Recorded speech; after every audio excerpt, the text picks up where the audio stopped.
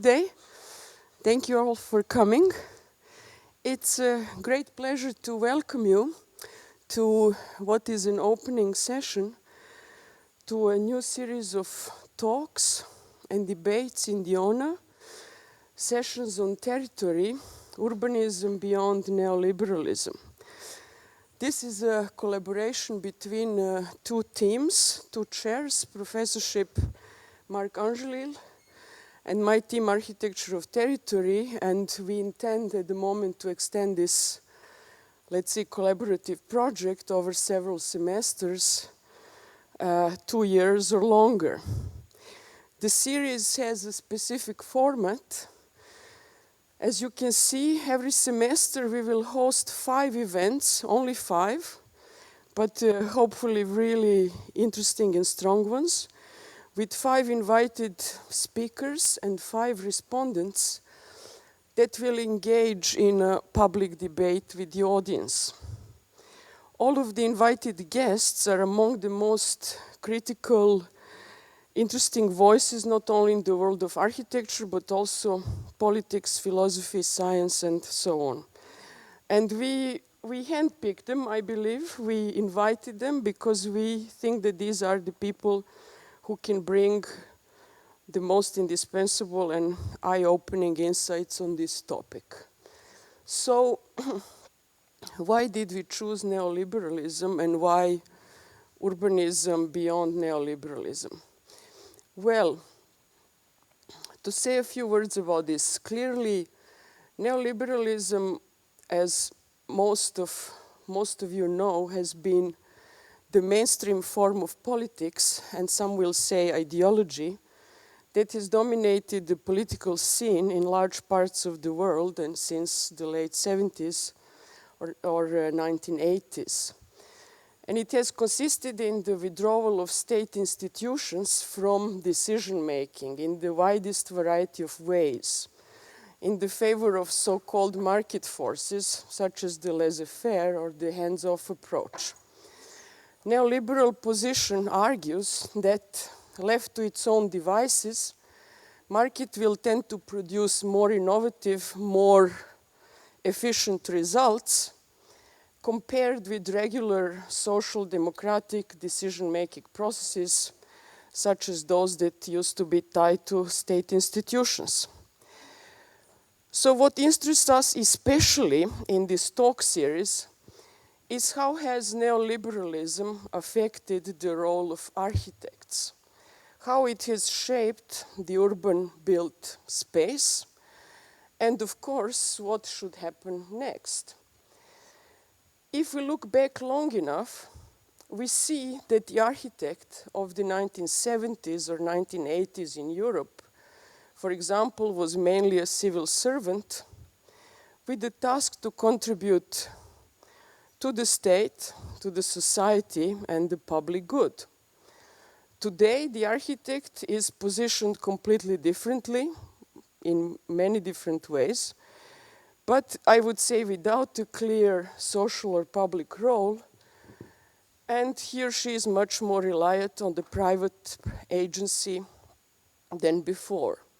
So in other words, we might say that as a consequence of these neoliberal transformation processes, the architect has lost his mandate from the state, or his power to shape urban built space has greatly diminished. And with that, we believe that urbanism as a discipline has diminished too. So this is what we want to discuss. And there we arrive back at the theme of this autumn's talk series, power. If not the architects, who has the power nowadays to shape urban space, and how would we want to see these power relations shift? How can we go beyond this, let's say, neoliberal status quo, both in architecture and in urbanism? So before I move to introducing today's session, I have to make a little interim advertisement. for a thesis elective work. It's another project that accompanies this lecture series that we will do like in the previous years. It's titled Projects on Territory, so it's a Wahlfacharbeit, and a small group of students can join and do these projects as a kind of extension of the lecture series. So building on what we discuss here around the theme of power, in this accompanying project we will look at history of urbanism in Switzerland, roughly the last 100 years, based on 8 selected exemplary projects, or kind of 8 pictures. The students will be asked to analyze these projects, rethink them, and create a new set of drawings and arguments that bring the projects once again into the present and, let's say, attempt to make them relevant. It is a collaboration among 2 chairs. My team will run the project, but will be supported by Marc and Marc's team. And we are looking for 16 motivated students who will work in pairs of 2 to stay after this event here in the room and hear from Ferdinand, Metaxia, and Thais. If you can show yourselves, yes, great. To hear about this, to hear more about it. So here we are, the property drama.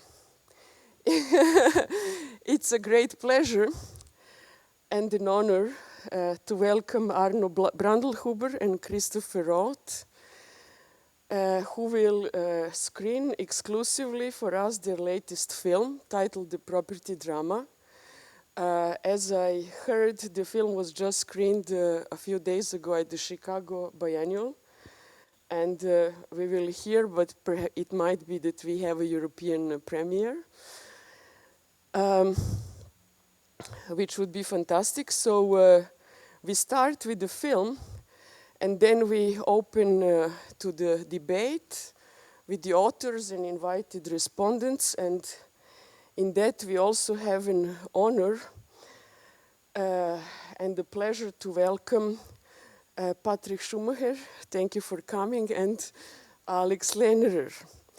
So Arno and Christopher, an architect and a filmmaker, teamed up in bringing together aspects of both of their disciplines and made already 2 films together.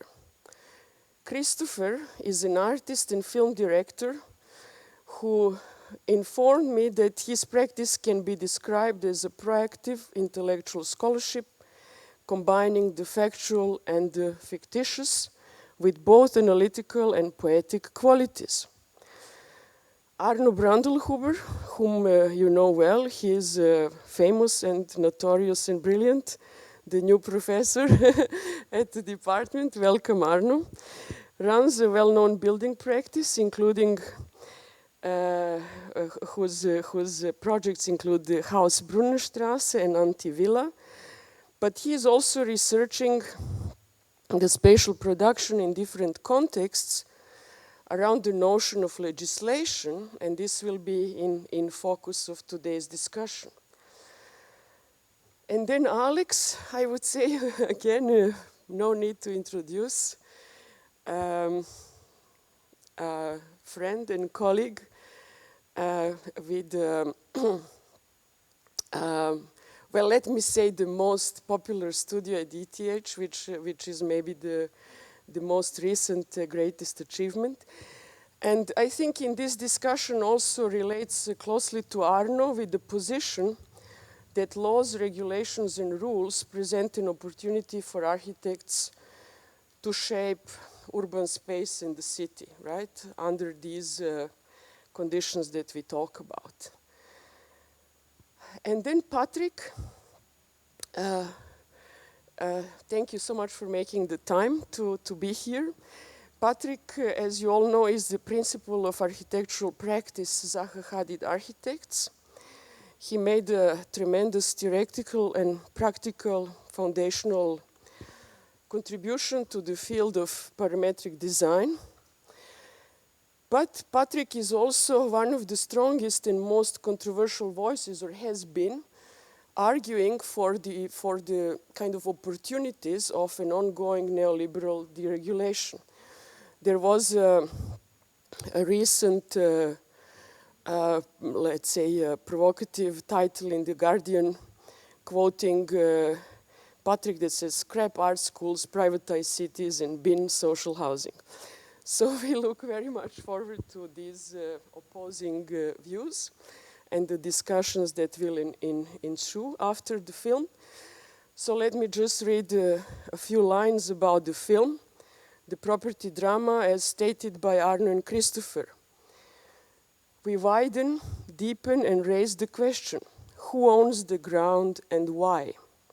We look beyond the standard practices of real estate and privatization to understand how property is used as a means of control.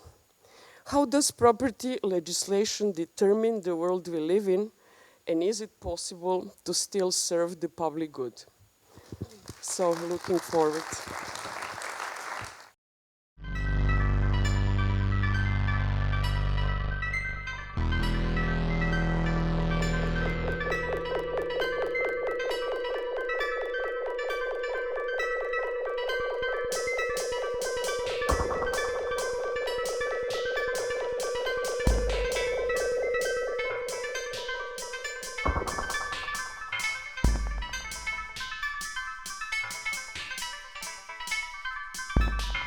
In München ist der Bodenpreis seit 1950 bis 1972, das sagte ich, um 352% und bis heute um etwa 36.000% gewachsen.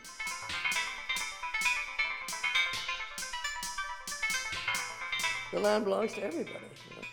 And of course, we all know ecologically, if I have a stream in my property, you have a stream in your property, it's the same stream. And so what I do in my property with the stream is going to affect you, et cetera, et cetera.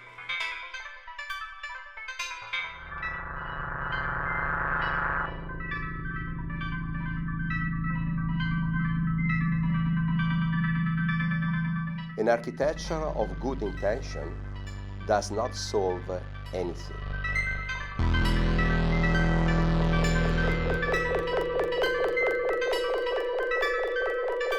If we do not change our way of looking at the problems, our way of inventing tools, our way of trying to find solutions. So if we do not change our culture, our way of doing, our way of thinking, I do not think that we can find any solution.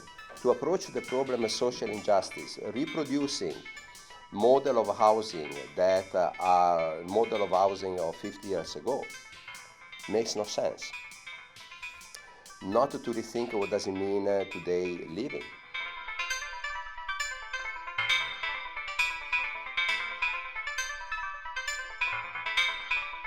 Ohne ein Auto kann ich durchaus leben, ja? Aber ohne dass ich Grund und Boden in Anspruch nehme, kann ich nicht leben. Und habe Grund und Boden dann gleichgesetzt mit Wasser und mit Luft. Und ich richte jetzt eine Frage an die Gesellschaft, und Sie vertreten ja die Gesellschaft. Warum schweigt die Gesellschaft dazu? Warum ist das ein Problem, das überhaupt nicht auf der Tagesordnung erkennbar ist? I mean, in England, when you had those laws of freehold and leasehold, the leasehold was great. The idea of private property, to me, is anomalous. I don't think we should have it.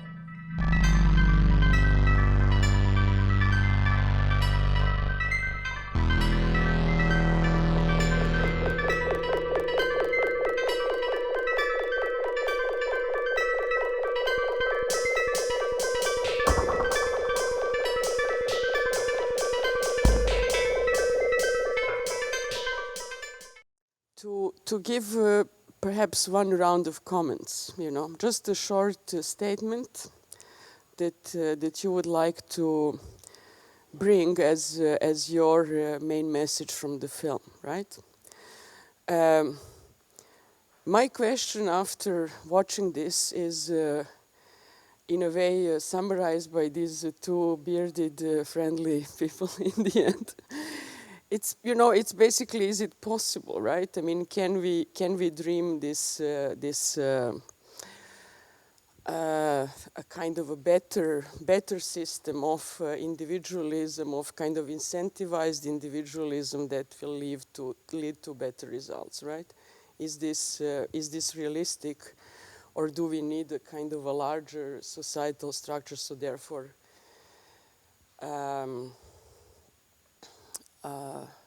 I don't want to say a return to the state or return to the 60s, as somebody said in the film, you know, but basically a new type of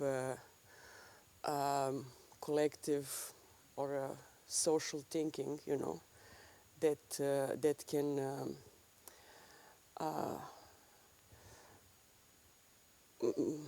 you know, that can lead perhaps to better cities, right? To better urban space.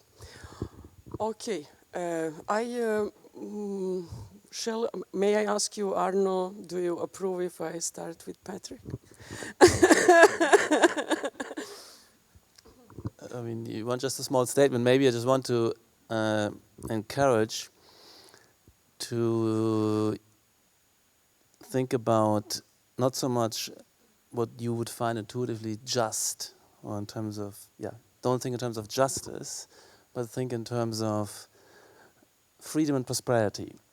So kind of more utilitarian agenda, because that in the end makes a huge difference if you have growth potential and prosperity potential. And even if it's only a small advantage of one kind of social system or another, across a decade, this will make a huge gap and difference in what you would call material freedom. So go for freedom and prosperity, not for justice as a criterion. And then whatever drives freedom and prosperity, we would start to look at being just. So I think moral categories must be derived from utilitarian categories.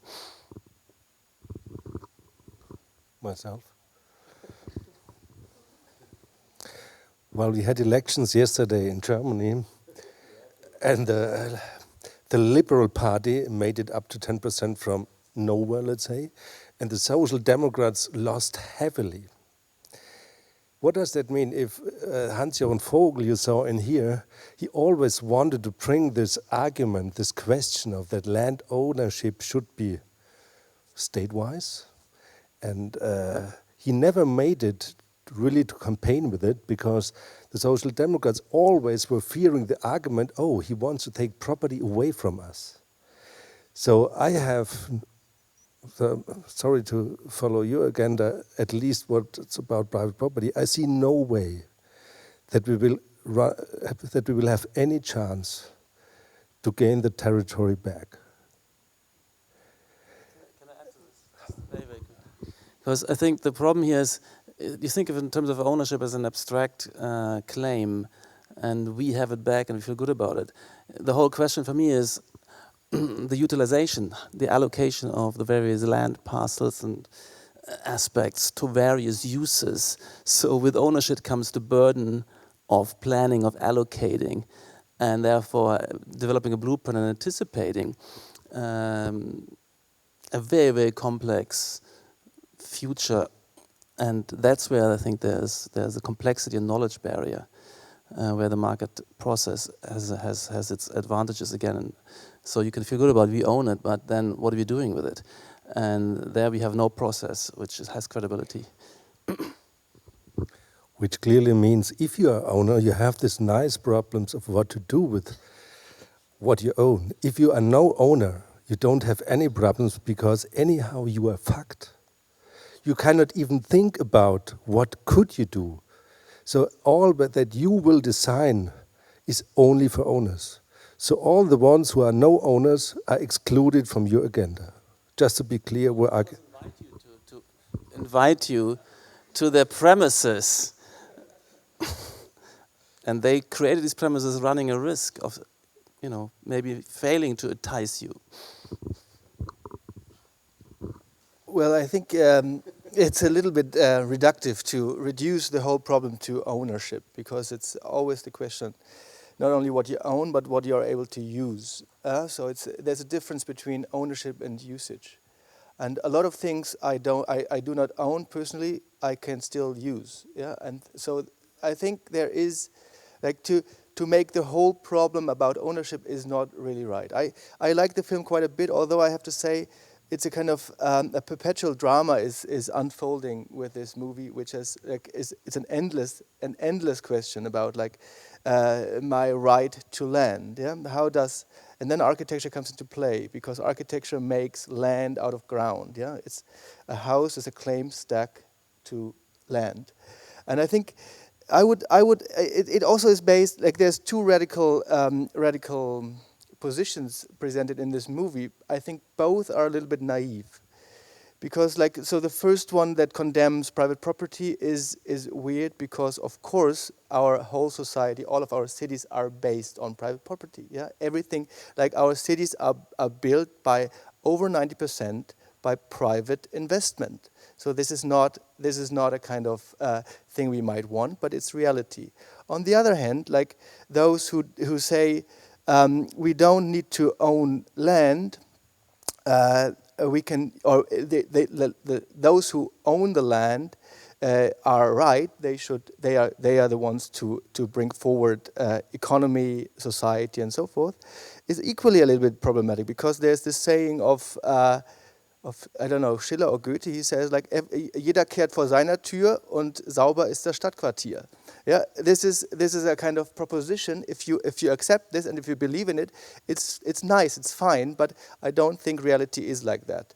Yeah, and then comes also the kind of the invisible hand of Adam Smith in it. Yeah, who says if everybody copes with or everybody cares for his own private interest, then it's also beneficial for the whole society, which I also think is a bit naive. Yeah, but films are quite simplifying things, so you need like a duel or something. That's why Henry George and Karl Marx are at the end. I would like to, my favorite line in the film is where you say the line that you should take the hobby horses, or you shouldn't take the hobby horses, and this should make the society proud. I really like your enthusiasm. I like that you like technology, the future, and I think the left could really learn a lot from that. I don't like the idea that people shouldn't take the hobby horses. I think we are going towards a society where many people should get on their hobby horses, maybe even you, and drive into the sundown.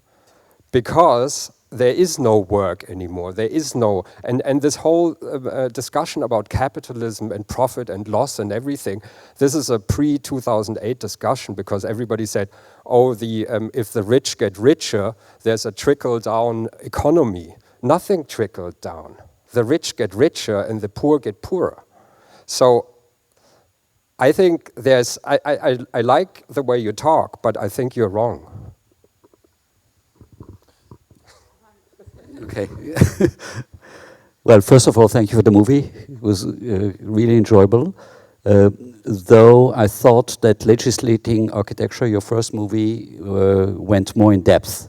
Okay, particularly the longer version. It's really touching on many subject matter, and I wished you would have introduced those characters, and there would be another half an hour in which you would really dig into these issues. And the most exciting moment for me in the movie was Patrik first, who was making a plaidoyer for private ownership, followed by Raquel Rolnick, the woman with the funny glasses from Brazil, that was exactly saying the opposite. And you begin to reflect on that, and I wish there would have been more effort on your part to dig into what appeared to be a contradiction. But if you listen carefully, they said the same thing. And this is where I think there is a big theme that you missed in your film entirely, and which became very obvious during the financial crisis of 2008, 2009, that these these property owners suddenly realized that they were not the owners because they took a loan from a bank and they paid their monthly interests, and when they were not able to pay their loan anymore, the house was a collateral for the money that they had taken out, and the house returned to the bank. So ultimately, the bank was the owner, and what you believe to be the owner of your house, but as a matter of fact, you were not, and not even the bank was the owner anymore because they had repackaged, the loans, and sold it to other financial institutions. So it became much more complex. And this is where, moments like that would have allowed you to establish the bridge between Patrik and Rolnik, because ultimately what you pay is the use right. And, a question to you, did you find out who are really the owners of property globally? Okay, are these 25 financial institutions that own everything? Possibly, when suddenly Singapore was losing money, the Deutsche Bank was involved, the Credit Suisse was involved, the banks in France were all involved and had shares on all these properties, and the owners were basically paying for user rights. So I think you missed something that is fundamental to the subject matter, and I'm disappointed about that.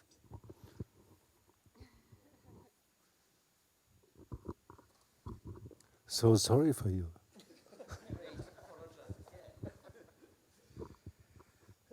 There are no use rights available. So to come to your point, there are no use rights available beside maybe a temporary fiction of being an owner.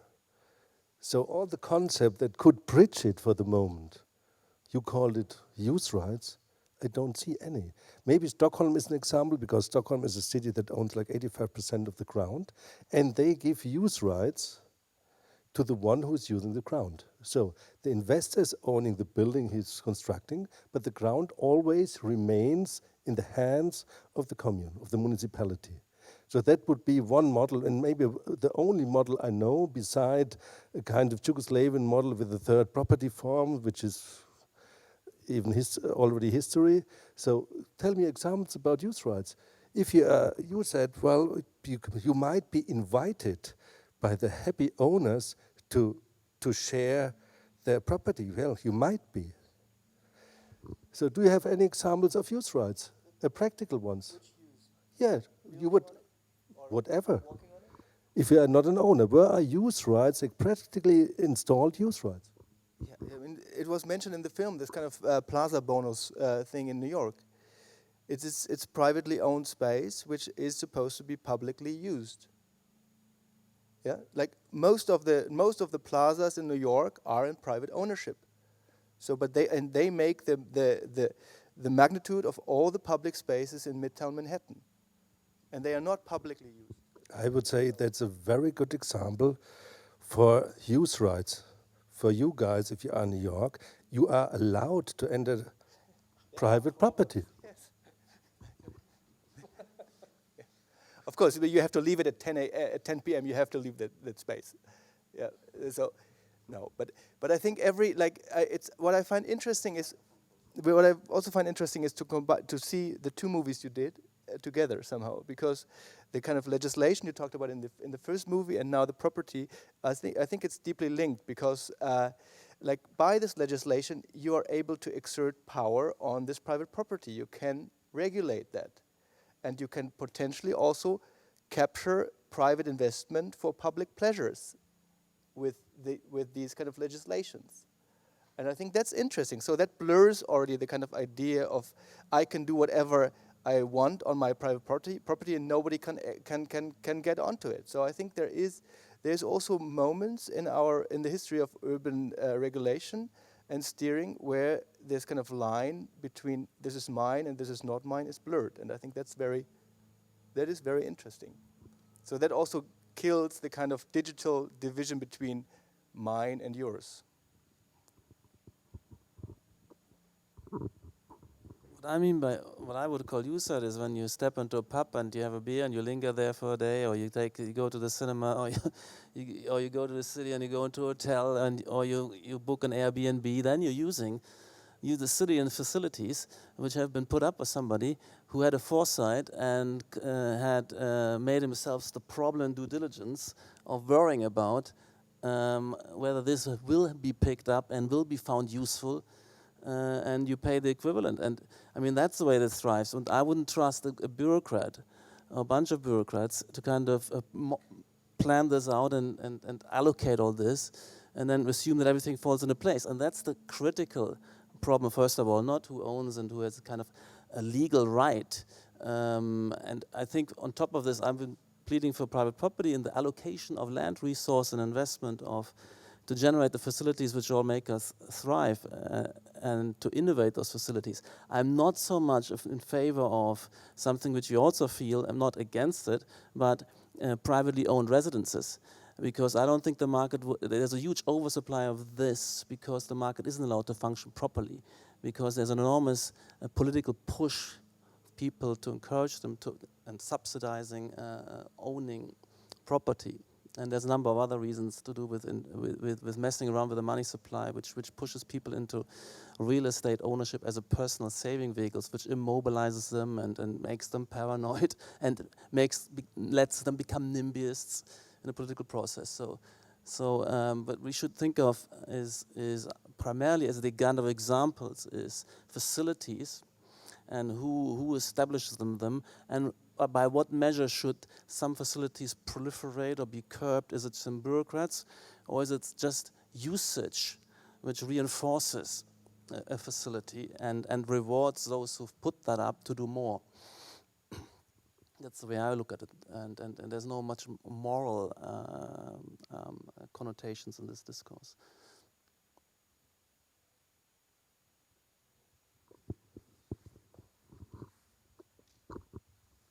Okay, going back to the distinction between property and use rights quickly, I think there is very little distinction between the two. Two case in point. If you look at the charter of Ethiopia, when modern Ethiopia was refounded as a republic in 1993, it became clear that the land would remain in public ownership. So the entire land of Ethiopia belongs to the people. But then they introduced the concept of use rights. And at the beginning it seemed to work, and gradually a real estate market evolved around use rights. So you buy the use right, you can resell them, and for the moment, for the period of time for which you pay, it is your property, okay? Quasi. And the same thing is in China. So there are models in which use rights have become commodities. Go to Shanghai, the use rights are constantly sold and resold, and you begin to realize that there is no distinction anymore. Okay? Interesting enough, there was the character Sam that reappeared. Okay, at one moment said cooperative. Okay? And interestingly, you didn't investigate that in the movie. It just came and left, unfortunately, because this is where suddenly a totally different form of co-ownership exists, where you have the use rights, but the ownership of the land belongs to the collective, and you can never speculate, you can never sell your share, etc. So I think there are other alternative models that have not been touched upon in the movie. It's more, I think this is going to, the movie is more about trying to explain this kind of thinking behind it than the actual, if it's use rights or cooperative or whatever. And that's what I like about Patrik, because it's very universal what he says. And I also think that there's the problem that people still think that we need more competition in the market. There's so much competition, or that people still think that there's so much you have to fire on the entrepreneurs. WhatsApp was sold 2 years ago to Facebook for $19 billion. And WhatsApp had 55 employees. I mean, you see, it's same thing in Berlin. There was this thing just sold. It was for artists. It was called Uferhallen in Gesundbrunnen.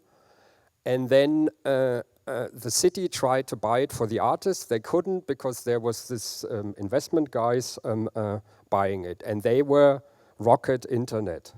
Ever heard of them? You wouldn't even like them. And they are really, I mean, they started off by a company making a clone of eBay. And then they sold the company to eBay. Okay, they make clones and then they sell them. Actually, that's and Rocket Internet. They were behind this deal, and then they bought it because they have this money coming from shares and everything, and then they turn it into real money, into real estate, and this is where the investment goes.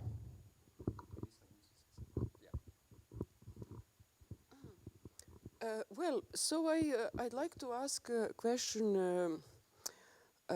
Perhaps I can ask each of you to respond. I mean, how do you see the role of the state in the future? No? And I ask this because these kind of rule-based systems, right? The legal structures are, or used to be linked to the, let's say, laws that are guaranteed through the kind of other state institutions, right? The adherence to those rules, right? So you have the police, you have some systems of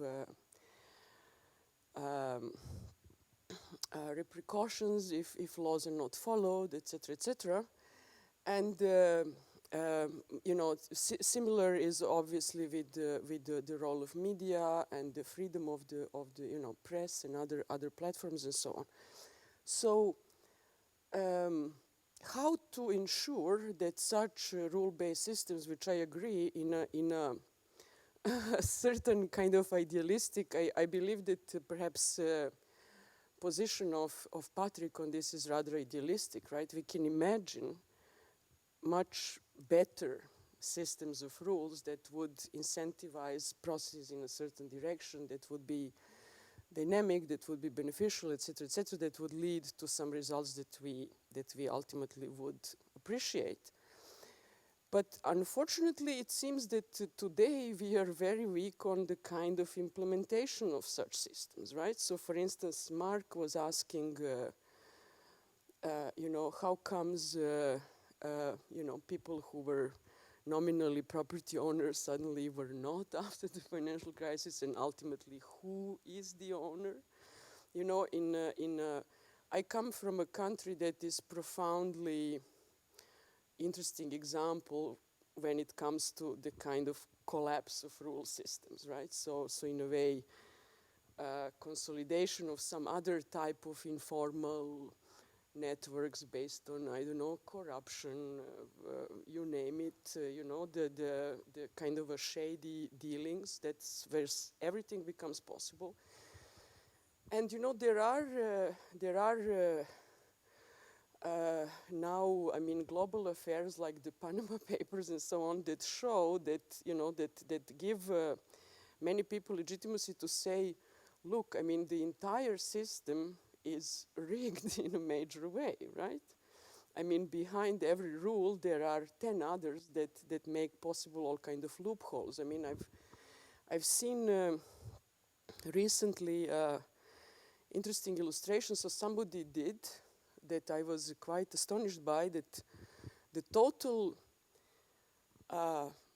volume, financial volume, or the volume of money existing in this world, the greater proportion is in informal economy by far, right, than in the kind of formal channels. So how, you know, how do we, through what types of institutions and agreements do we ensure that we are able to design even such rule systems to the let's say, a kind of a beneficial outcome, or at least the one that we would like to anticipate, right? Okay. No, perhaps you can elaborate on this. So, but the question is also, I'd like to ask you to link it to the issue of the state.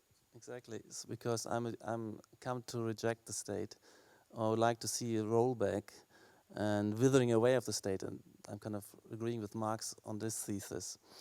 And the way I look at it is that these rule systems, I don't believe anymore that going to elections every 4 years and electing in a bunch of MPs, which I've come to perceive as relatively mediocre people, being elected through a lot of demagogy and then given a kind of huge power to write laws, which is ultimately written by them by special interests, and they don't really know what they're doing. I rather see that, and then we have this kind of one-fit-all. It's always the game of maybe having a bit of discussion and then all holding hand in inverted commas, yay and nay, and then we have a set of rule established, and forever until there's another such moment. And I think I much more believe in the way eBay sets its rules and experiments with the rules set, and you get buy-in and proliferation, and then another entrepreneur has another set of rules. Now institutions become entrepreneurial offerings. You know, the stock markets, any markets becomes a framed entrepreneurial offering, designed offering, and they compete with their rule sets. And my view of the law and legal system is precisely that. It's actually a system of competing jurisdictions, system also of forms of conflict resolution and jurisdiction, and arbitration. These are entrepreneurial ventures now, so it's a very, very open global anarchical system, but it's a spontaneous order where the competition is coming in and uses the market in these forms and any other forms, like in the market for mobile phones, is a discovery process of what works, what doesn't, what catches on, and I think I trust more in that right now than in kind of state processes, which also have the tendency, because it's always forcing in money from everybody, and then you have kind of you spending other people's money. Corruption is always endemic.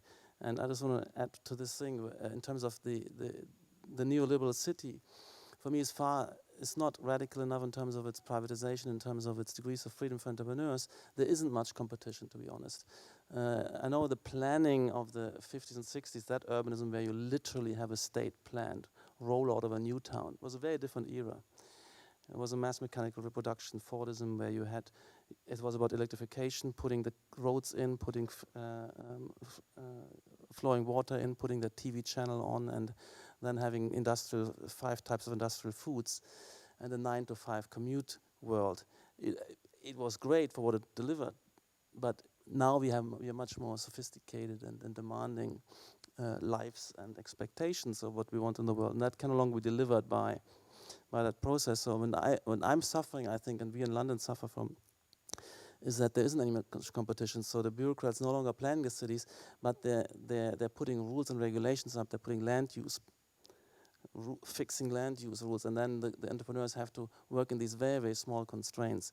And this is incredibly prescriptive. What has to be put where, how much of it, if it's residential, how many units, what type of units, how big every room has to be.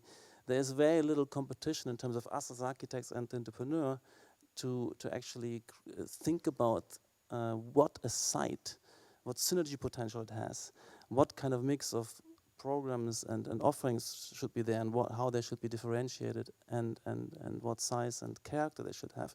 There's very, very little. And that's a big shame, and there's enormous supply restrictions through NIMBYism and political interference, which drives up prices. So that's my analysis of the neoliberal city. It is far too much a city of political interventionism, over-politicized, and this over-politicization means you get all these objections and protests, which very little happens. Everything is super slow, and we notice wherever we go.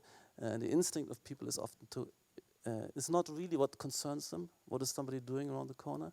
The instinct is to say no. And that happens all over the place. And you sometimes have strong characters like a mayor who against this resistance sort of pushes something through. Actually, when people confronted with something which they instinctively rejected first, they just love it and adore it and becomes used. So sometimes also I believe in terms of operating the market for us. For me, it's a market leadership. Entrepreneurship means inventing things which nobody thought they would want. And if you ask them, they would reject it. But confronted with it, they might actually go for it. And I think that's the kind of world which I trust much more than the world of thinking, oh yeah, we all own it, but then we kind of, and this means all of, not only us here with certain professional elites, that may be more still to have some plausibility, but we're talking everybody running down the street is now asked to own the city, and that sounds great, but what are the mechanisms of delivering a decision?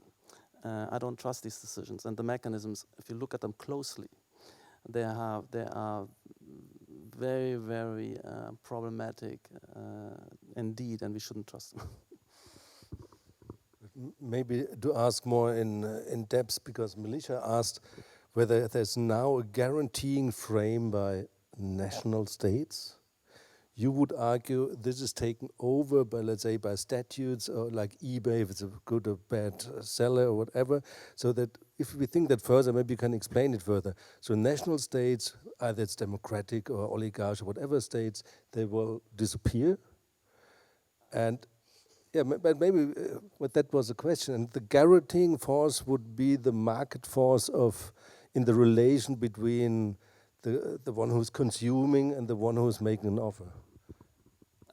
Maybe you could even explain it a little further what that would mean for the world order, because in the end we would talk about that, no? If the national states would disappear. Yes, I mean, I've as a friend of mine who was thinking these thoughts, Titus Gebel, he has this project of free private cities. So he's saying that he wants to offer a product into a global market, which is, he calls it a market of living together.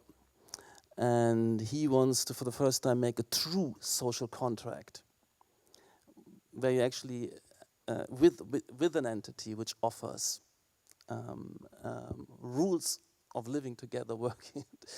And so that's his way of looking at it, and that's one way. But he has to, of course, find in the remotest corners of this planet, because everything is totally controlled by one state entity to another.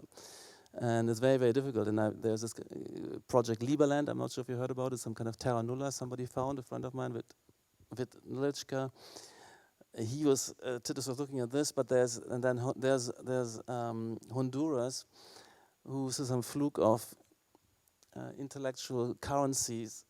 They have some kind of libertarian advisors there who want to offer entrepreneurs that they can purchase pieces of land and territories for, maybe it's a leasehold of a certain length, and bring the whole rule system, institutions and jurisdictions to that place to set up shop, like creating a new private city. And at that point you see that a state, if it's small, if it's competitive, and it's based on a freely engaged social contract, the distinction between private and public, between state and enterprise blurs, because you also become a member of a certain club, a certain firm, a certain association, and once it's territory bound, that was the unusual thing, because at the moment we don't have a territory bound a private entity.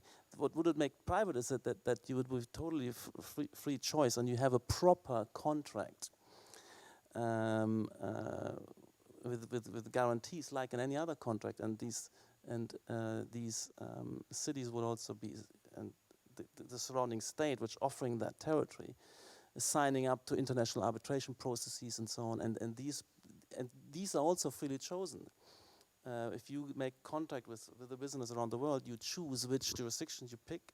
So there's a market for jurisdictions and systems of law, and then you choose which arbitration body you would choose, and these competes with establishing reputations. So you can see that there could be a social order, a kind of rule of law, social order, if you like it, with multiple laws competing.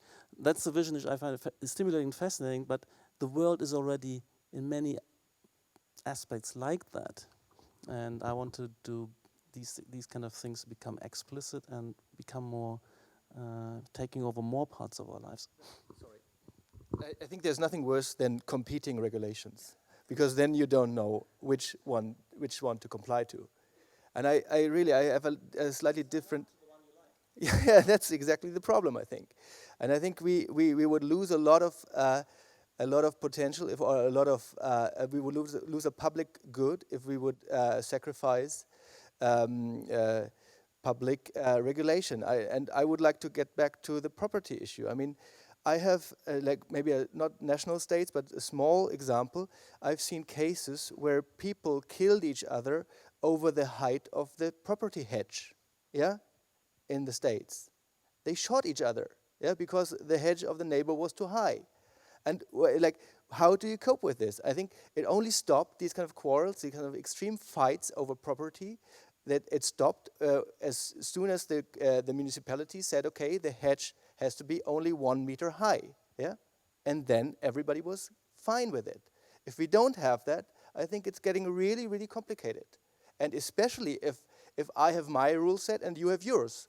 Yeah, because then we have no way to converse with each other. I think that is a big problem. But Alex, weren't you the one who wanted to implement rules even coming from systems that's not corresponding to a certain rule system? Could you call that like grand urban rules, and that you can just use them and bring them from the States to here? Wasn't that your thesis?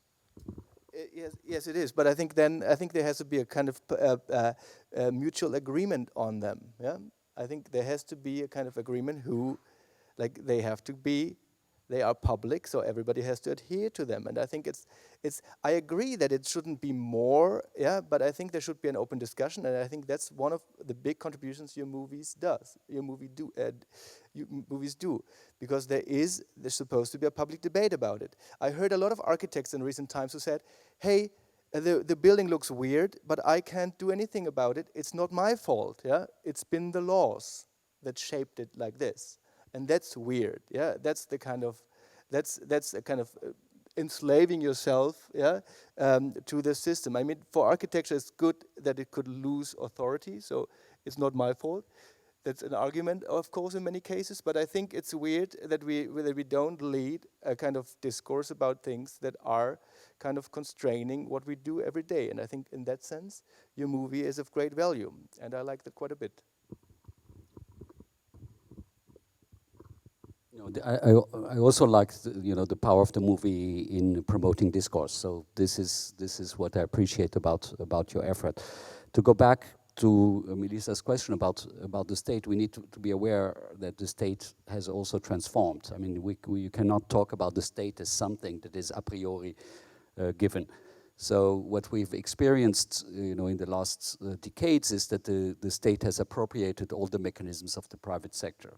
It was some of the mechanisms of the private sectors, which takes us to a situation where the boundary between governance and the public hand and the private hand are not easy to be distinguished anymore. For example, in the context of Switzerland, the establishment of the metropolitan associations, higher than the cantons but lower than the entire state of Switzerland, is a new entity that is, if you look at who are running these metropolitan associations, you realize it is the private sector.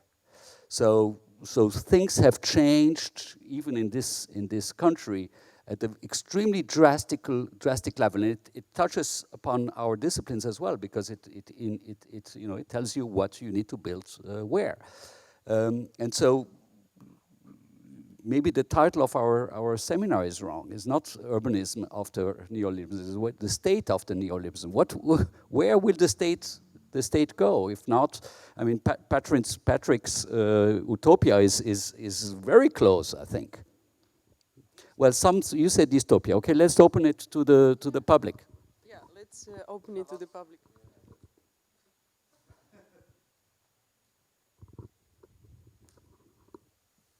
Thank you for the microphone. And thank you for the film and the discussion. I think it's very interesting that we are finally discussing politics with architecture. I think that's a very necessary moment. I hope that the property drama is just the beginning of a big research, because I feel like there's a lot of aspects that are still, let's say, en friche. I think, for instance, the question of land use. Obviously, there are a lot of cases that we know of. For instance, Singapore is a leased state. The land belongs to the state. It's leased. I think the UK, I believe, is actually belonging mostly to the Crown, and they also lease the land for uses. We have examples like in Zurich, where the state, so the city has leased a piece of plot for 99 years, in the case of the Kalkbreite, for instance. So, I mean, there are a lot of cases where land use is formulated in various ways. So I feel like it would be useful maybe to look into that. And then, of course, the whole discussion about the role of the state and the role of architects. I feel like this is a moment where people are basically forced into taking position. So I think the position of Mr. Schumacher is very clear. It's pro-neoliberal. I feel like this is the moment where people should actually ask themselves where they want to be. And I personally find it a bit criminal to abandon most of humanity into the hands of the private sector, which we actually know what they do with it. I mean, I was just discussing earlier about going to Cairo with my students, as we did before, and people asking me if Cairo is a place where I enjoy going, and I have to say, Cairo is hell, but it's a place that reminds you of how actually humanity is. So I think it's also a question of privilege. I think we are actually sitting in a very privileged position, and to say that the world should be abandoned to the private sector is a little bit a position from a very privileged point of view, because not everybody has the luxury to ask itself these questions. So I find it very important to take position on that ground, and I personally strongly disagree with that position. But I'm sure that other people have very important questions, or pass on the mic. Uninvited footnote. Uninvited footnote. I mean, it links to this first statement that you made, that it's about freedom and prosperity and not about justice, right? So it's ultimately, do we set a limit somewhere, right? Because I've seen entrepreneurial systems such as those in Singapore, and I have to say, I agree, right? I don't trust private sector, to deliver, in most cases it's a lot of scary things, right? That I don't want to support. So tell us something about values. Well, I would then accept if the outcome, I would look at it from the outcomes point of view, and then we feed back, where is the problems coming from, what don't we like here, and do we in our appraisal have an idiosyncratic perspective, and do other people like what the private sector delivers, and so on. For that, for me, should count. So I accept these arguments, which are not a priori, but more like we first confronting ourselves, what's the outcrop and results of one process versus another. I'm not trying to argue from a privileged position. I'm trying to think, at least, to think for in a public debate. You would always do that, of course, in a public discourse, to think of what's good for most, for all, for the totality of a societal process, and for the civilization going forward. What's the best framework, the best mechanism? So that's what I'm trying to think through. So I don't want to,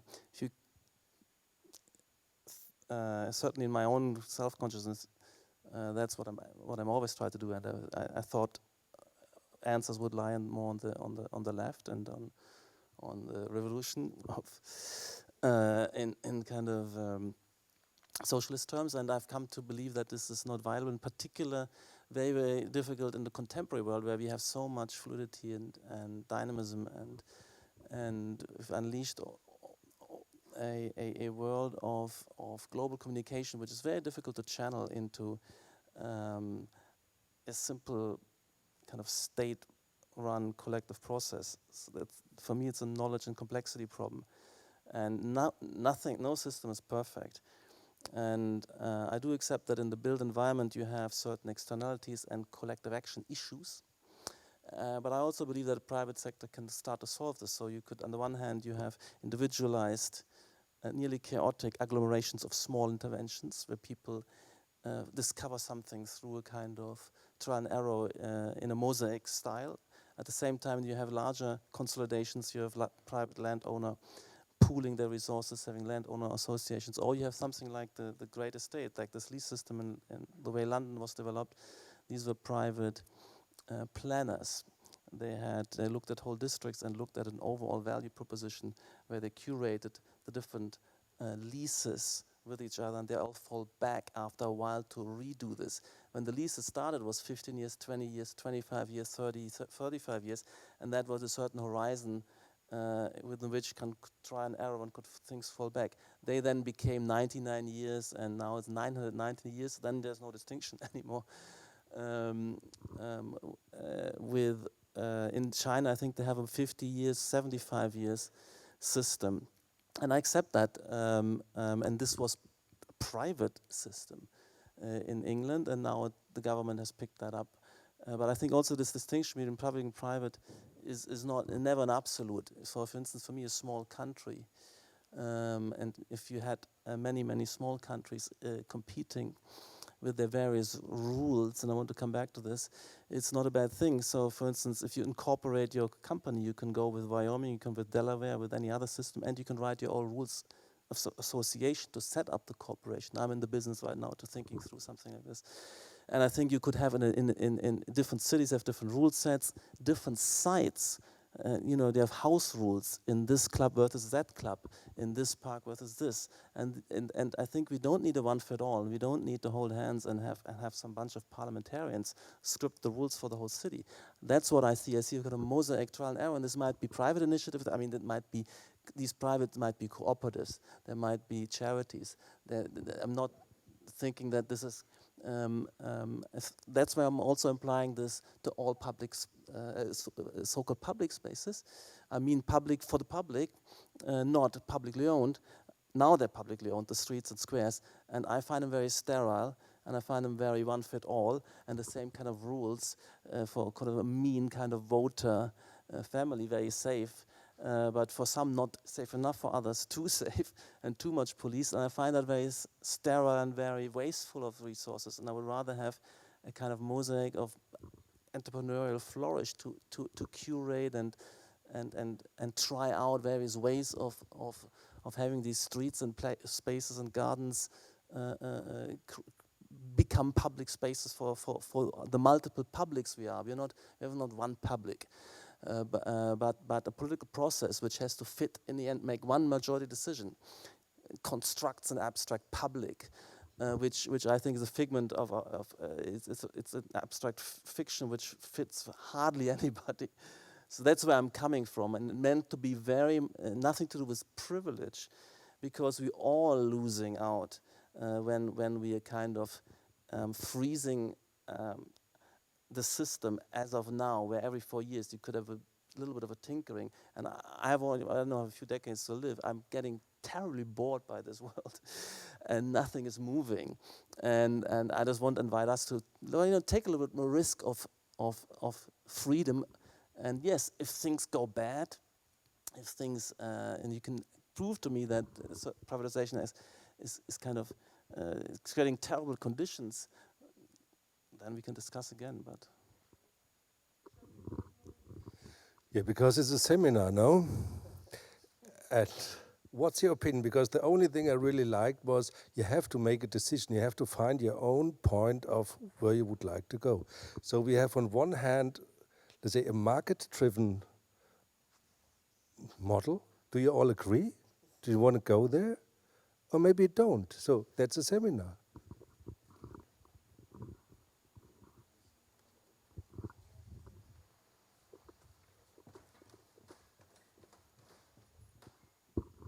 So, I mean, thanks for the really amazing documentary. But I saw a lecture recently at the LSE by Sadiq Khan, the mayor of London, and I think he had some really important observation or insight.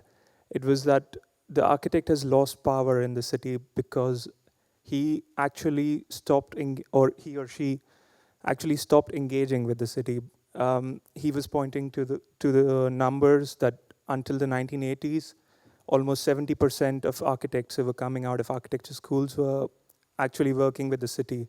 And after that, like suddenly it was just like 5%, and now it's just 2%. So, I mean, you were pointing out to this kind of like being bored, you know, kind of not the architect's desire of not engaging with these politics or contestations of through the bureaucracy of the city. I mean, perhaps this is a point where also the architect lost power, or the planner lost power. But I think one of the places where this resurgence is now happening is exactly what was being pointed out in the discussion before, is this kind of hobby, this term of hobby, kind of, you know, hobby engagement with the city, but through some kind of, you know, means, like either through the university, like things that we do at ETH, or like in London's case, these studios that have kind of propped up, you know, that are engaging in community gardening, or kind of these small land ownership initiatives, or in Berlin's case. So I think there is a lot of potential there, rather than completely relying on the private sector and saying, because, you know, I mean, me coming from India, I've seen what kind of dystopia it can create. Because if you, for example, go to contemporary Delhi, it's just a mess. It's an endless city. It's like not just Delhi. It's like 5 other cities just like kind of connected to each other. You can travel for 100 kilometers without the city ever ending. And when it rains, it's just a mess, because everything gets flooded because infrastructures have not been thought about. There's like full blocks running on diesel generators, and the air being super polluted. So I think the complete reliance on private sector can take us into a complete dystopia as how we live in. And I don't know if that's the place we want to go, but I think where I see personally some kind of potential is this kind of, you know, hobby, engaging as a hobby, because then we can kind of claim the power back and, you know, bring it to perhaps a proper path. I mean, that's just a comment. But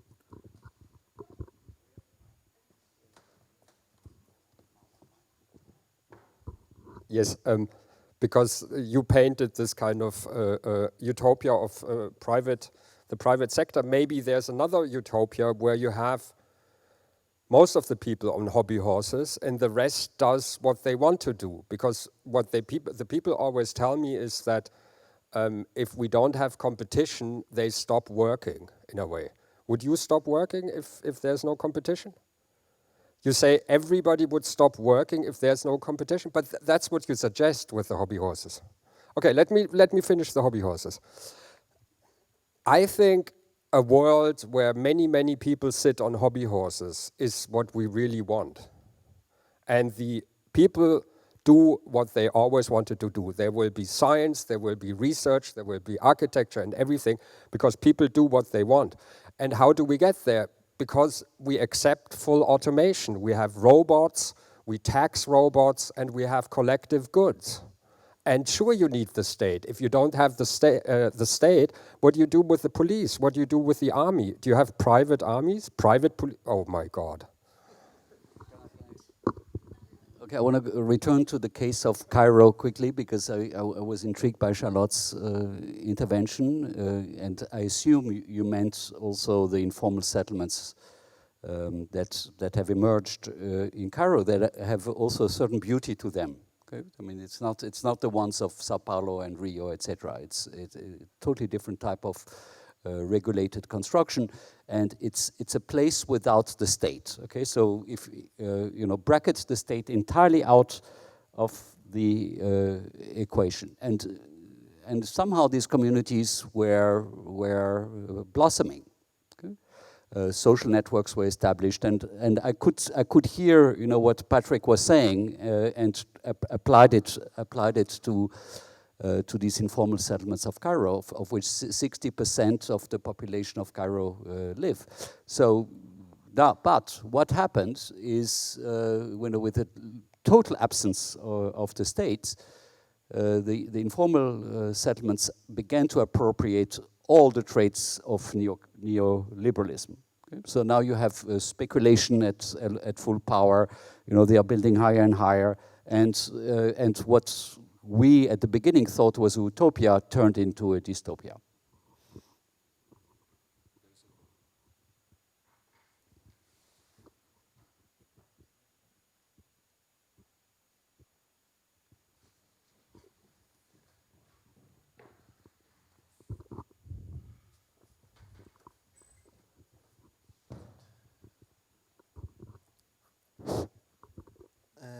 So in this state of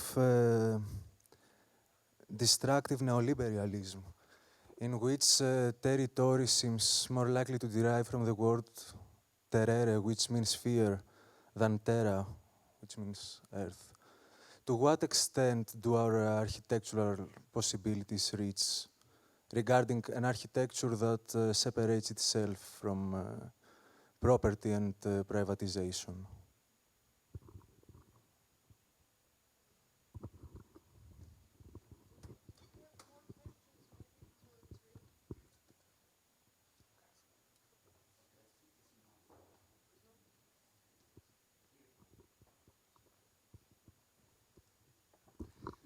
Yeah, actually, I don't trust the private sector so much because I agreed with quite a few things you said.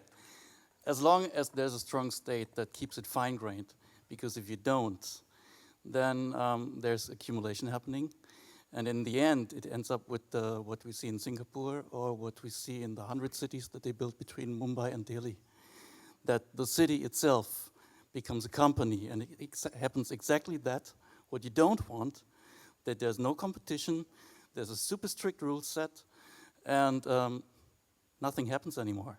Because, and all around, there's a squatter settlement where there's no law anymore of a workforce that comes in daily if the people of the sea like it or not. So how would you see that?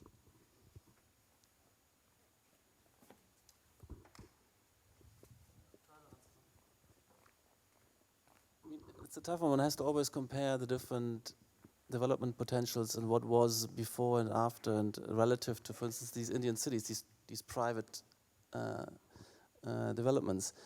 The Indian political system is not very well functioning, and the more they've opened up, the more they kind of gathered pace into the development process. And of course, there's nothing ideal about these cities, but they crop up and deliver office space, residential space, electricity, water. Nothing is perfect, but they let a much larger amount of people participate in something we all take for granted in terms of a modern lifestyle than any other system. That's what we see. It doesn't look pretty. Of course, it doesn't look pretty if it's now literally huge numbers of people, and the same in China, brought into the modern world, and the Chinese make the next step, and now they are also empowered to travel the world and come to London and study. I mean, we need to look at what the alternatives are, and not that this is kind of matching a kind of nostalgic view of what would be a pretty city and a nice place. There's a kind of material empowerment, and also in terms of the numbers of people who are brought into this.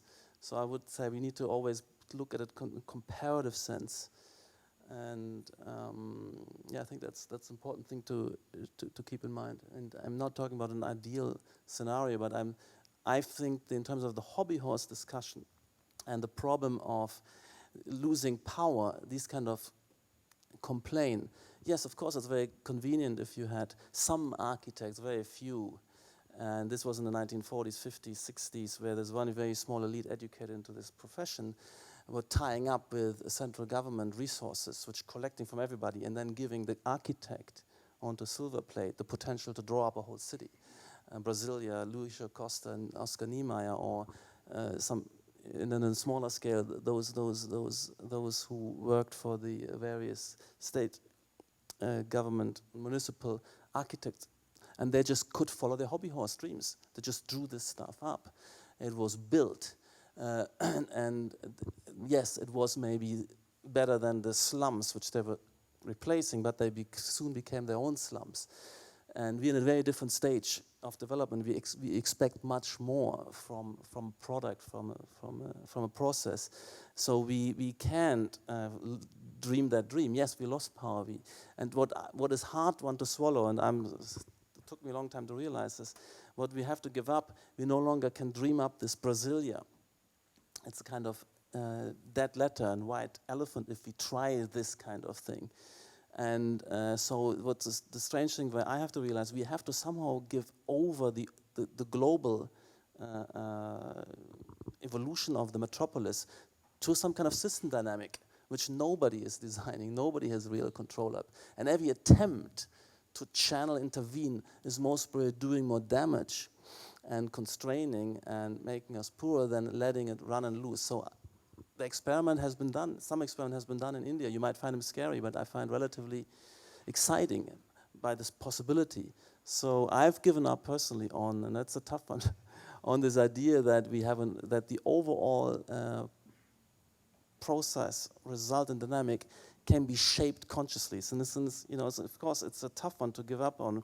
Marc's idea that we finally have mankind is kind of consciously shaping its destiny through a kind of deliberative, democratic, global process to think it. So we finally are the makers of our own destiny. I don't think it happens. I think that ends in Stalinism and the Gulag and in Maoism.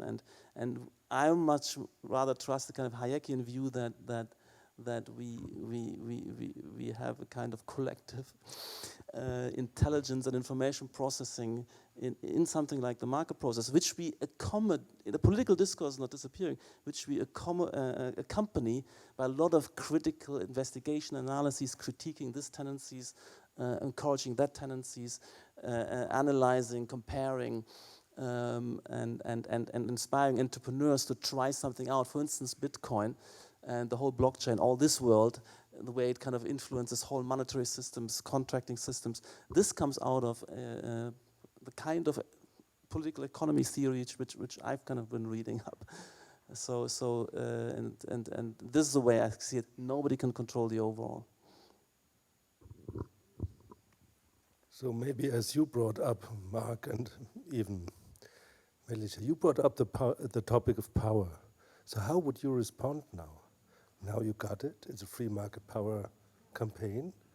So how would you relate as the ones who brought the topic into being? It's nice that you said you have to research more and you have to research in depth. What for, if not for a reason? So maybe you could explain a little bit how you would relate to the free market.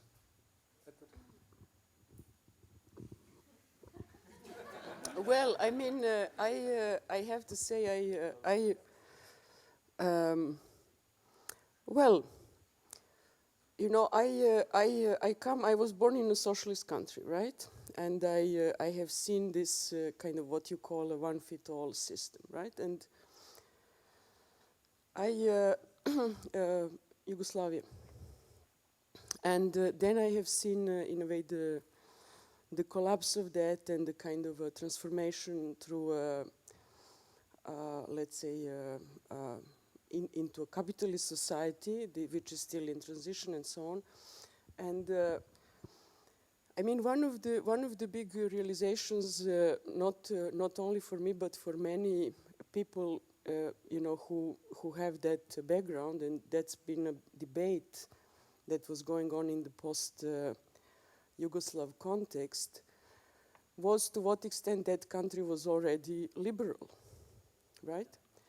And so in a way, this kind of a black and white socialism, capitalism, public-private, you know, many people realized in retrospect that things were never black and white, you know, and that some forms of, or many forms of kind of liberalism, liberal thinking,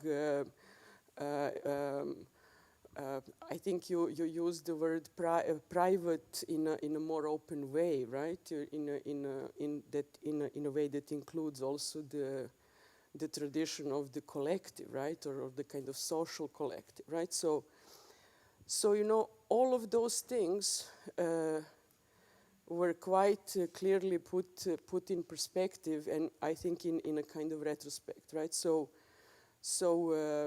it was not either or, right? Then another realization I think that I found rather interesting is that a state was not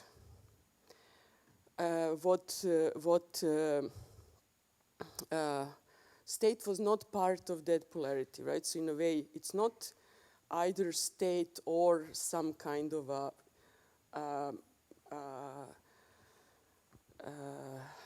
how would you say, complexity of capitalist dynamic, right? Because the state itself was a rather complex entity, right? Which had a kind of a evolutionary process of coming into its, let's say, structures over a long period of time.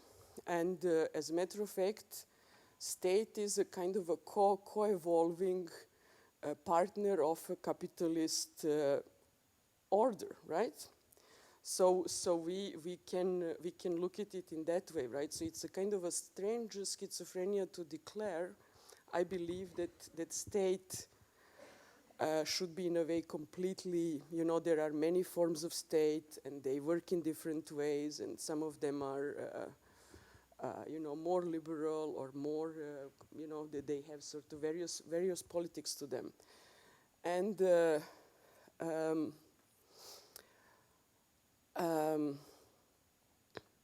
well, I have to say in the end, I mean, I understand what you're posing is a rather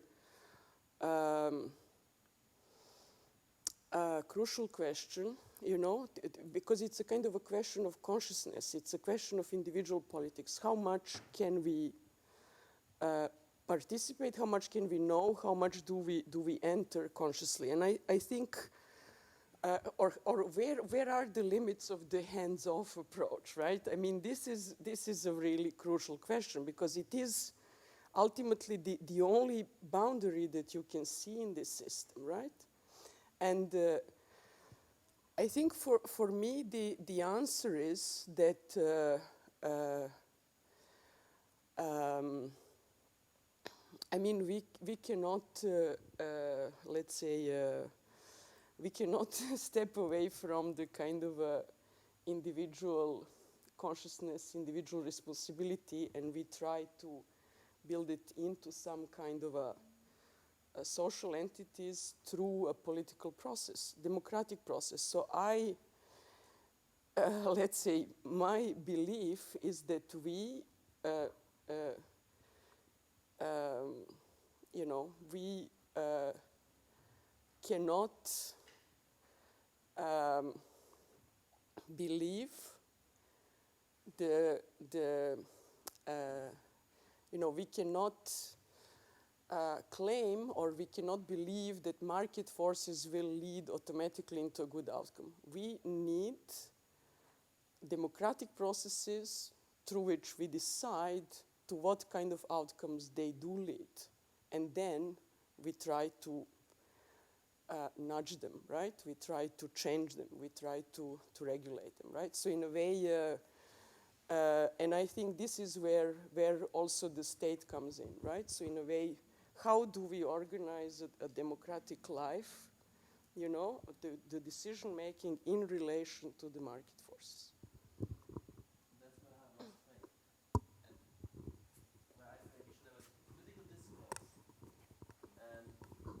We should criticize and expose tendencies. So you can criticize Facebook about how they're doing things, but don't bring in the cold hand of the state and stop them.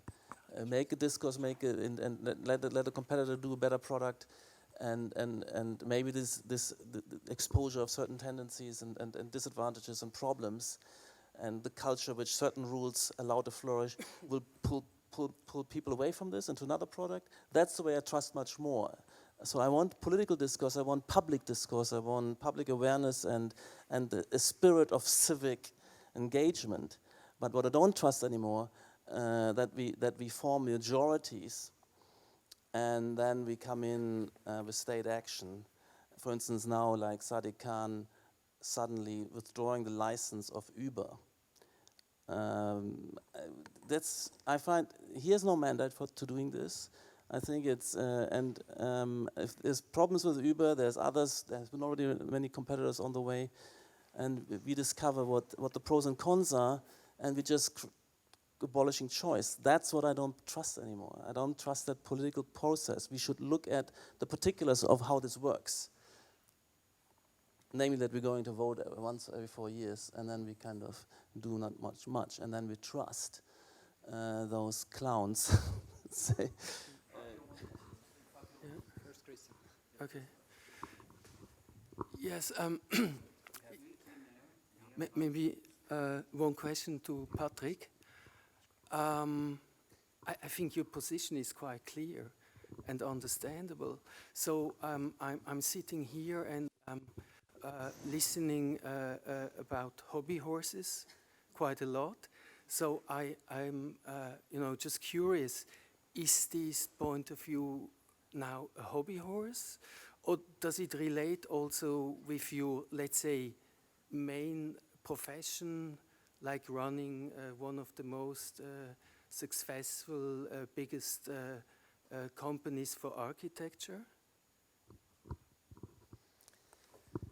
I think it's connected, but it's not a very tight fit. It's a loose fit for me. The experiences I make, I'm reflecting them, and I feel that in the various places where we're confronting sites, clients, planners, I feel a lot of bureaucratic hurdles, and I feel a lot of waste of time in endless, 18 months of negotiation with planners about the particular use mixes and quantum on a site. So I see a lot of that. So I'm inspired but I'm more inspired not only by my experience, but by actually the 2008 crisis and its explanation, and some theoretical positions which make me rethink how to actually filter and interpret all the experiences I make, and how I would, and how I'm also constrained with developing this company. The kind of straitjacket everything is placed in, and these systems of rules become ever more stronger. I'm not saying, what I'm saying therefore is just the direction of travel. Let's tweak the dial a little bit back, roll back, and offer more degrees of freedom and see what happens, and then risk a little bit more. Again, whether it's in terms of urban development, in terms of letting, for instance, set free the various use prescriptions, which curiously in London, for instance, the experience is central government had this kind of idea of put the pressure on residential and give it some vent to allow people to convert, giving right of development to convert from office uses into residential uses. This was hugely resisted by all the boroughs, but some of this came through, and at that point to make no prescriptions on unit mixes and standards and sizes of apartments. And suddenly there's a discovery process of what the market really wants, that this is very small studios for professionals, much smaller than the usual standards, come forward, or certain loopholes like the shared living concepts of a group called The Collective in London. They found a kind of strange loophole in the rule system where they're talking about a multi-occupancy house, where they actually can create a new product in the market, which is incredibly successful. And now they have 6 sites, and they're expanding into New York, and we're working with them. They found each other as kind of similar spirited, only because declaring for some kind of rule gaming that these buildings, which are 500 units, are like 500 bedrooms in a single house. And this is a new product which also is curated, which has incubator services, which has facilities, and you have on each floor multiple living rooms and kitchens and so on. And they're experimenting with the size of these units, 10 square meter. and they discovered that was too small. And they go now 16 or 14. But look, for rent you're paying, if you go from 10 to 16, yeah, you also have to go from 300 to 450 pounds per week, whatever. So this matters. It suddenly cuts out a whole group of people. So he has to tease out and find. It's a discovery process. The market here is a discovery process which empowers everybody who's earning their wages, their living, and suddenly they can do something much more thrilling with this. Whereas before they couldn't. They could only go out 15 miles or have a flat share where they're always sitting on top of each other, have no privacy. So this money was worth suddenly, and where you live is hugely important. I would say my people in the office, they pay 80%, willing to pay 80% of their salary for the place, because that's what makes them tick. I'm myself like this. So if the government comes in and constrains the product, just crosses out, you can't have this, you can't have this, you can't have this, your life is just so much poorer. And here comes an entrepreneur through this loophole and liberates us. The same was kind of how great could our lives be if we had a free drug market and these wonderful products to make us thrilling and beautiful to each other. So that's also gone. And so many more things. But in the built environment, which is so important, some of these examples show how great our lives could be if we don't allow these bureaucrats. And that's what they're doing, just abolishing choice. Just to make that at one moment clear, so this Uber driver can be so happy now because he's earning less and less at Uber than in the taxi company before, so he can be happy that he gets 10 square meters. That's about the invitation to the ones welcomed in the free market logic. You are really invited. I have a mic, thank you. No, I very much enjoy the discussion. Sorry. The Uber driver, he wasn't the taxi driver. It was the taxi cartel which prevented all these characters to have a nice job like being an Uber driver. Yeah, so thanks. I very much enjoyed the discussion. I think a few very, very radical ideas has been thrown in, but this would need a lot more discussions. But I would like to go back to what Alex's first reaction and what also you, Milica, raised previously, so that this distinction between the private and the public are fuzzy, are unclear. And what Alex were saying, that the very concept of private property is a construct, is a fiction, because it's only what you or the government or a certain group of people allows you to do, creates the value, and then eventually a private property. I think that these concepts of the in between the private property in the pure state that probably doesn't exist and the public use of land that probably doesn't exist, there are an infinite range of gray shades. It has been said that the city of Zurich is experimenting with land lease. Land lease doesn't exist in Zurich. It's a concept that is completely new, and they have big troubles, not because they are not able to define what land lease is, but because the public out there, the people do not know it, the investors and the buyers, and so they don't trust this instrument because it's not part of their culture, of their experience. While, and I've learned this recently, in other places in Switzerland, Bern or Zurich or Basel, there is the instrument of the land lease, but it's not the government. It's, I don't know, Bürgergemeinden, I don't know in English. It's a corporation of citizens, so it's a public-private construct. Do this since hundreds of years, and they control part of the city, so they give it for a certain amount of years. People can do what they wish, but at a certain point it goes back into this community. And I think what hasn't been addressed at all, that these things are, we can play around with this idea, but we should not forget that they have to be eradicated in a culture. And this culture is shaped by this discussion, but also by how things evolve out there, maybe beyond the control of politics and academia. Yeah.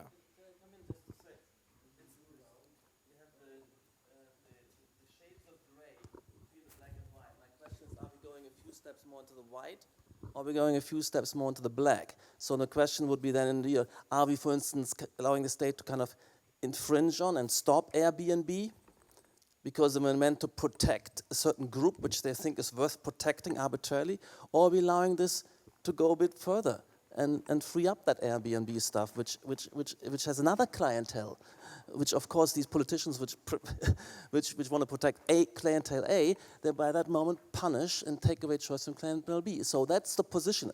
Are we going? Which direction are we going? We are in that gray zone, and I'm saying we're going risking more freedom and a lot of.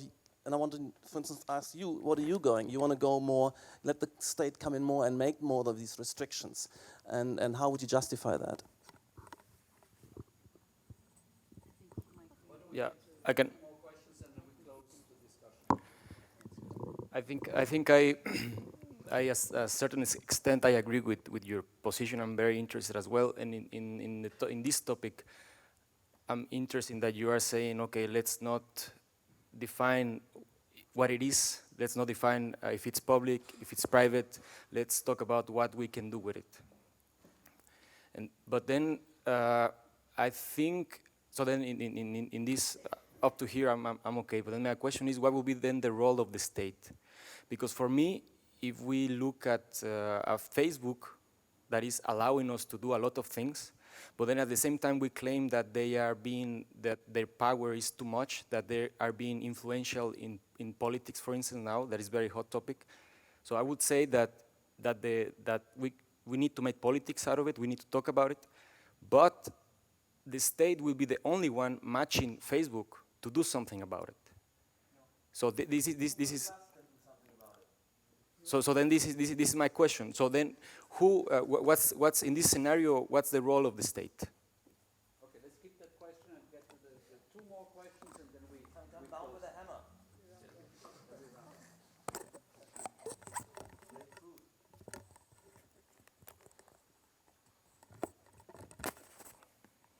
So first, you also said like the democratic processes, you don't trust them.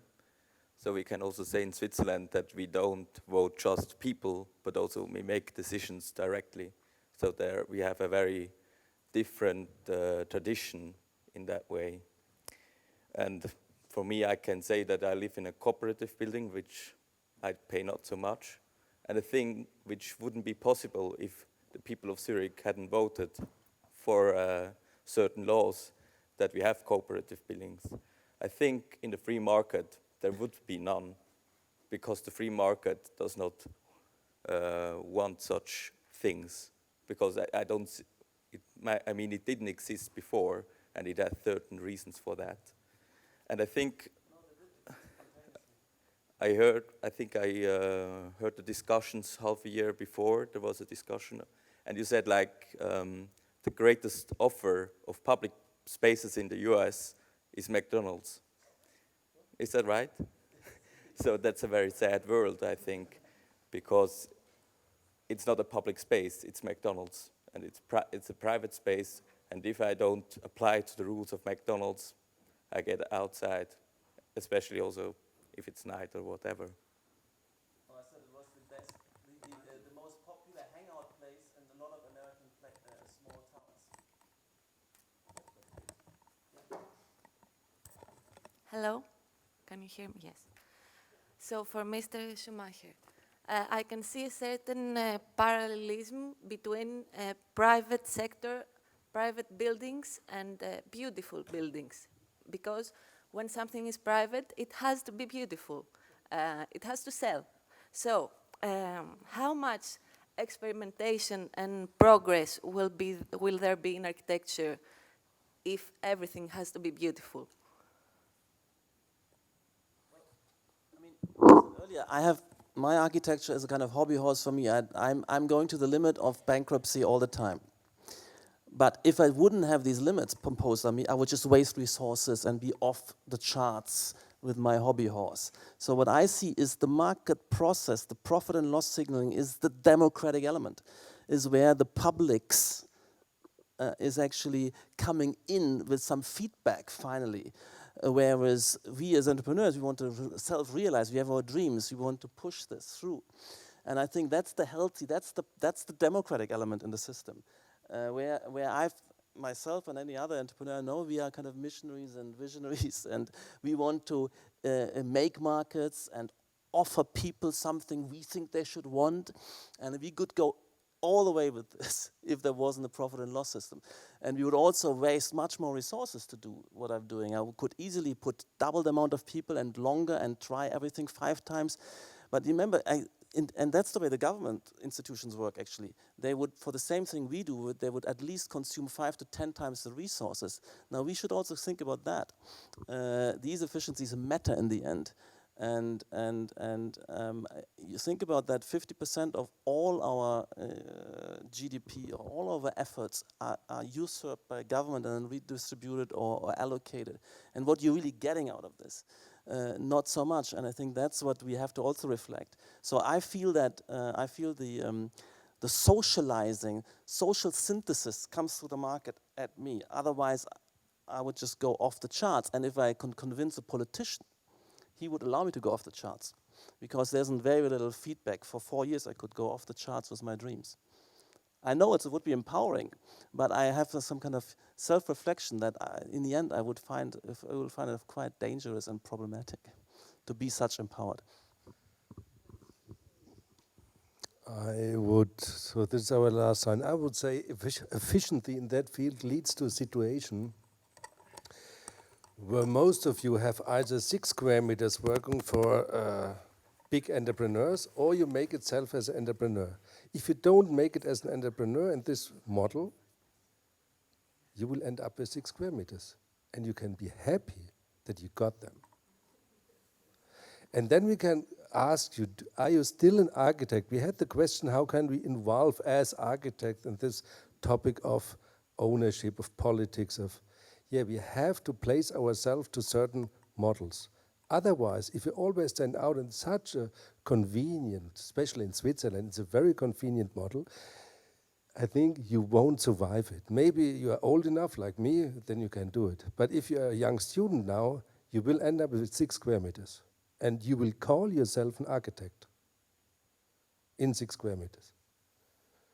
And I'm somehow wondering, so that's maybe when the row is coming, it's so great. You do a seminar on the topic of power, and it seems that you don't find a way to self-position yourself. And that's I'm really wondering, because you put the question to the students, do research into fields of politics, empowerment, ownership, and you don't tell them that they have to position themselves. What else should they do? Yeah, maybe. No, but it's also, I think it's weird to play, to drive freedom against constraints here in an architecture school, because I think it's rather clear that constraints don't hurt architecture. Yeah? Many great things came out of constraints. Yeah? We learn in school to deal with those constraints, and we also like them, because otherwise we would be lost if we wouldn't have any constraints. So I think it's like what's a bigger problem is maybe the free market. That what's more risky for architecture is not that we have some rules that we have to adhere to, or which we can find some loopholes in, but it's maybe that a free economy makes a Walmart not hire any architects in the United States, but does it by itself because it's cheaper. So it's not really that that the evil thing in our discipline is those rules and constraints. I think on the contrary, it's a challenge for us, and it's also somehow fun to work with that and not only be like curtailed by it. it's interesting that in a discussion like that, the better stories are always on the right. So what as a left person we can learn from here is that we have to invent better stories and we have to believe in the future. And we really have to believe in science and everything we have. And then, because, I mean, the only arguments we can say, well, is always no and this and that, and then people say we are about nostalgia and all that. It's not restrictions, it's not nostalgia, but you can believe in the future and you can believe that the wealth is distributed more on a flat level than it is now. And I think this is totally dystopia, what you're saying. Sorry that I come after you. Okay, I want to go back to the final statement that you made in the movie at the very end. It was from architect to politician. Okay? I think that's an interesting provocation that you're putting at the very end. That's the next film.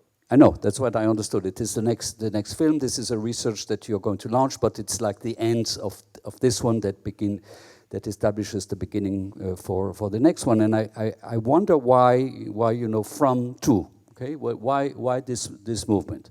Okay, if you have a right-wing architect, left-wing architect, he will become a right-wing politician, left-wing politician. So it takes me nowhere. Where what I would like to offer for your next movie is when as architects do we become, when do we enter the realm of politics through our acts as architects and urbanisms? This is where I have been, I have been able to do magic in this Swiss system. Okay, acknowledging that it's quite a comfortable system, but I've been able to acquire power within the system, resist where it was necessary, in order to change conditions. And I don't want to be a politician. I want to be an architect. Okay? And this is what I can do the best. And I want to do it with my means in order to change the system. So I got reminded through the discussion about some very old memory. In my childhood, there were these things in socialist Yugoslavia called the Workers' Council, right? And they were no, seriously, everybody needed to be part of it. Like in a Swiss direct democracy, you have to be part of decision making in your commune, etc., etc. And these workers' council, they had to do with this third form of property. So the workers were the owners of their companies, and they had to debate about the kind of decisions that would have implications on the future of the company, right?